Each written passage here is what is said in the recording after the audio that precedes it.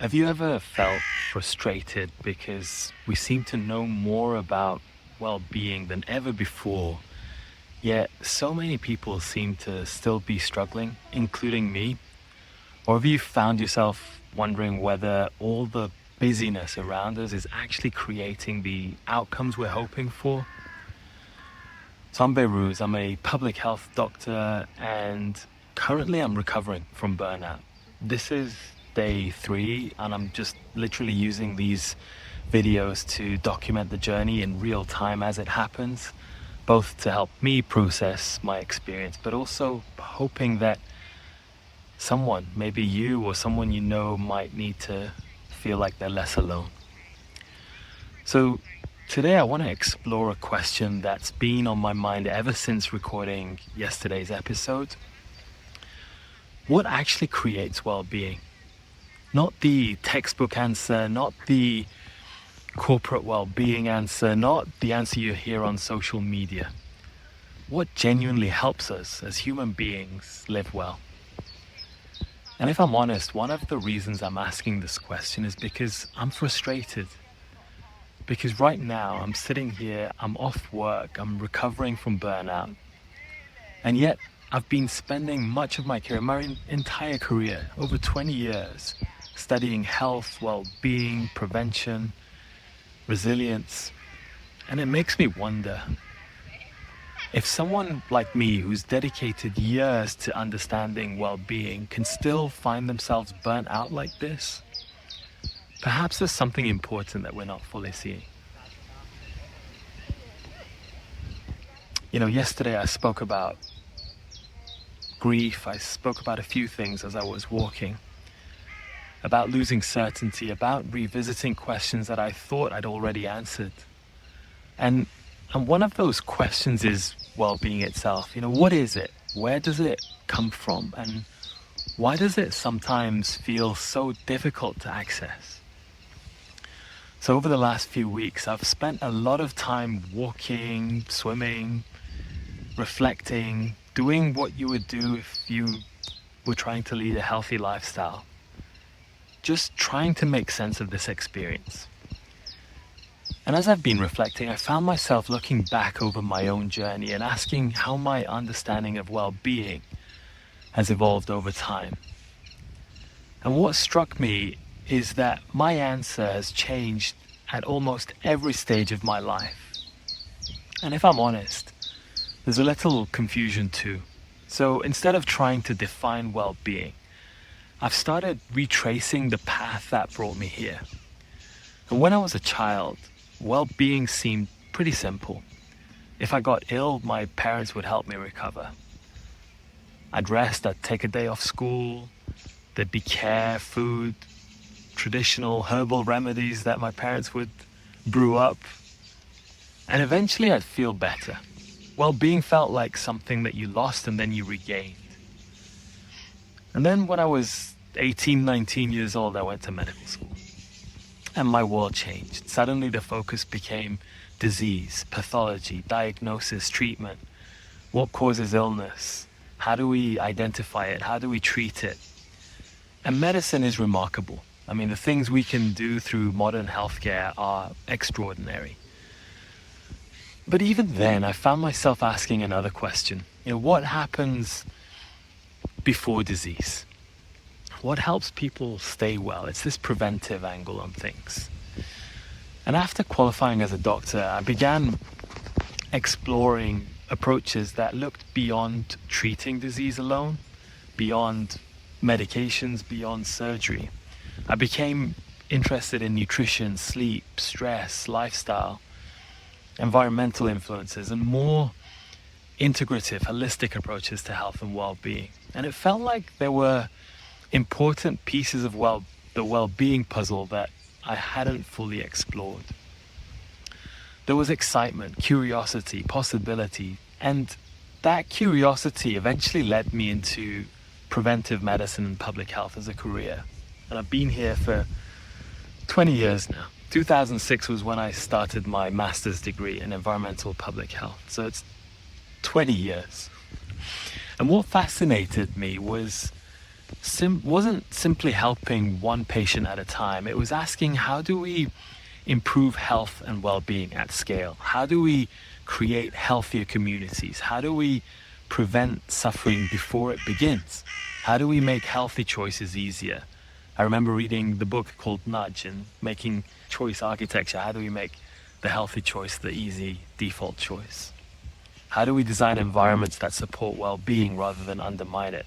My PhD was all about looking at indoor environmental exposures in our home and how it contributes to the health and well-being of children as they grow up. And over the years, we've learned a huge amount. We know sleep matters, movement matters, connection matters, purpose matters, nutrition matters, psychological safety matters, good leadership, community. We know all these things matter. And yet, here we are. Burnout is common. Mental health challenges remain widespread and chronic disease continues to stay its course. Many people feel overwhelmed, disconnected, exhausted. And if I'm honest, that's where some of my frustration comes from. Because we know so much. And yet so many people are still struggling, including me. One of the things we do in public health is try to understand outcomes. What predicts them? What factors matter most? What interventions genuinely move the needle? What's signal and what's noise? And recently I found myself asking those same questions about well-being. Not as a doctor, but just as a human being recovering from burnout. What genuinely creates well-being? What helps us thrive? What helps us stay resilient during tough times like conflict, war, divorce, loss, grief? What really matters? And what are we spending enormous amounts of resources, energy on things that perhaps matter less than we think?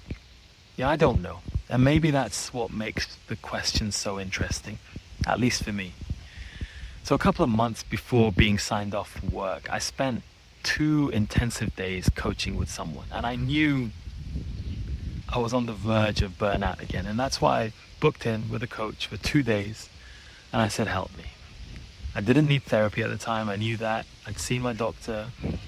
And at the time, I felt overwhelmed. My mind was full, focused on pressure, problems, responsibilities, trying to work everything out.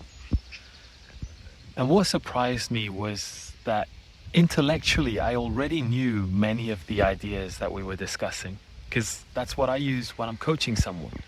None of them were new. Yet I felt stuck. I was disconnected, and it was like I couldn't access something that I knew was there.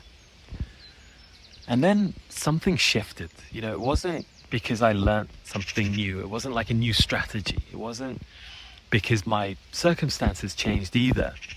There was still conflict going on.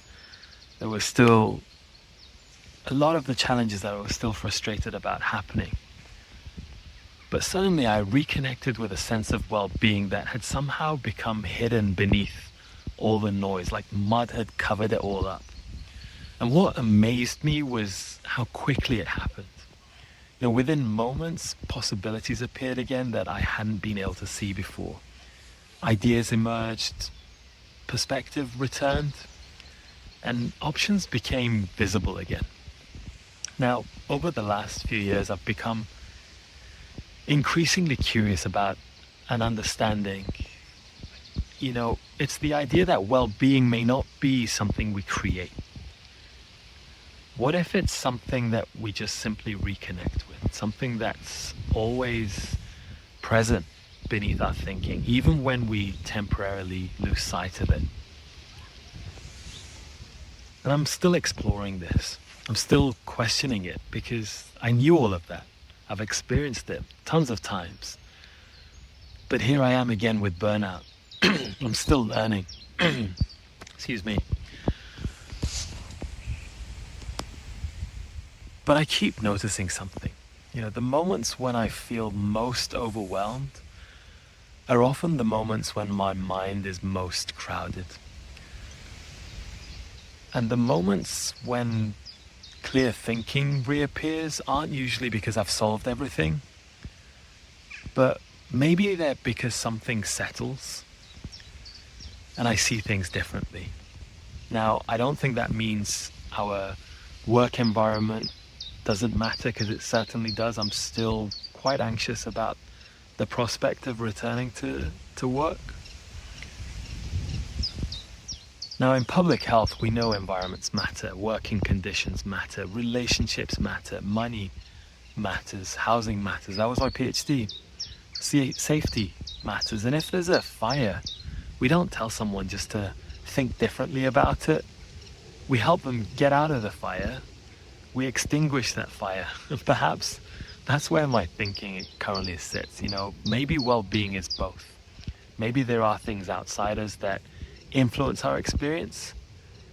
And maybe there's also something within us that remains available even when life becomes difficult. I don't know. But that's the question I'm exploring. Now, one thing burnout is teaching me is that well-being may be far more complex and maybe far more simple than I once thought. Complex maybe because our environment, systems, relationships and circumstances matter, but simple because sometimes the greatest shifts happen not when our circumstances change, but when we reconnect with something we've temporarily lost sight of. That clarity of mind, peace of mind, perspective, hope, possibility. Something that I definitely have lost touch with. So I'm curious. When you think about well-being, what comes to mind for you? What do you genuinely feel helps people thrive? What helps you thrive? But also let me know if any questions are coming up for you and, that you'd like me to explore in future episodes. I'd genuinely love to hear your reflections, and if there's a question you'd like me to explore as part of this journey, do let me know. I'm not recording these because I have answers. I'm recording them because I'm curious. So this was day 3, and I'll see you in the next reflection.